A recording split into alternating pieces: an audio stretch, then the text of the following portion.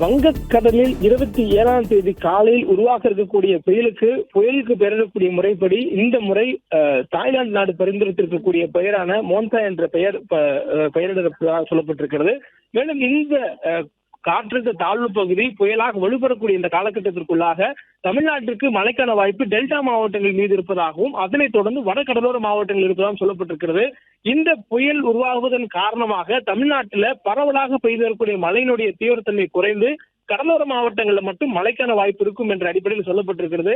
உதாரணத்துக்கு நமக்கு இதுக்கு முன்பாக சென்னைக்கு அருகே வந்து சென்றிருந்த பெனி போன்ற புயலின் காரணமாக அதிகமாக வெப்பம் இருந்தது. ஏனெனில் நமக்கு கரைக்கு வராமல் நம் கரையை விட்டு விலகி செல்லக்கூடிய நேரத்தில் நம் நிலப்பரப்புக்குள்ளாக இருந்து கடலுக்கு காற்றினுடைய போக்கை மாற்றுவதன் காரணமாக நமக்கு வெயிலினுடைய தாக்கம் அதிகரித்து வெப்பமும் மழையினுடைய தீவிரத்தன்மை குறைந்திருந்தது.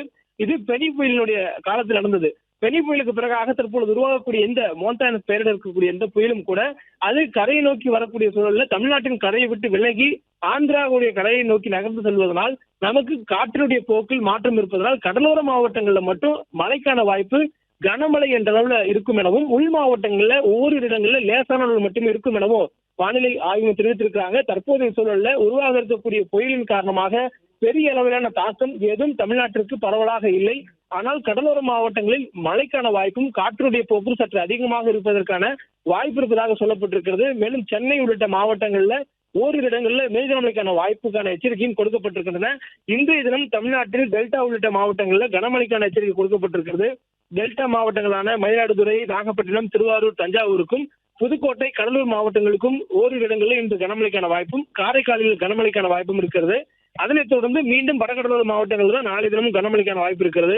கடலூர், விழுப்புரம், செங்கல்பட்டு மற்றும் புதுவை பகுதிகளிலும் நாளை தினம் கனமழைக்கான வாய்ப்பு இருப்பதாக சொல்லப்பட்டிருக்கிறது. அதற்கு பிறகாக 26ஆம் தேதி தமிழ்நாட்டின் வடகடலோர மாவட்டங்களில் உச்சியில் இருக்கக்கூடிய மாவட்டங்களான திருவள்ளூர், சென்னை உள்ளிட்ட மாவட்டங்களுக்கு கனமழைக்கான எச்சரிக்கை கொடுக்கப்பட்டிருக்கிறது. அதிலும் 27ஆம் தேதி சற்று மழையினுடைய தீவிரத்தன்மை அதிகரித்து மிக கனமழை என்ற அளவில் 3 மாவட்டங்களில் பெய்வதற்கான வாய்ப்பு இருப்பதாக சொல்லப்பட்டிருக்கிறது. ஒன்று ராணிப்பேட்டை, மற்றொன்று திருவள்ளூர், இன்னொன்று சென்னை என்று 3 மாவட்டங்களில் மட்டும் 27ஆம் தேதி வாக்கில் ஓரிரு இடங்களில் மிக கனமழைக்கான வாய்ப்பு இருப்பதாக வானிலை ஆய்வு மையத்துடைய எச்சரிக்கையில சொல்லப்பட்டிருக்கிறது.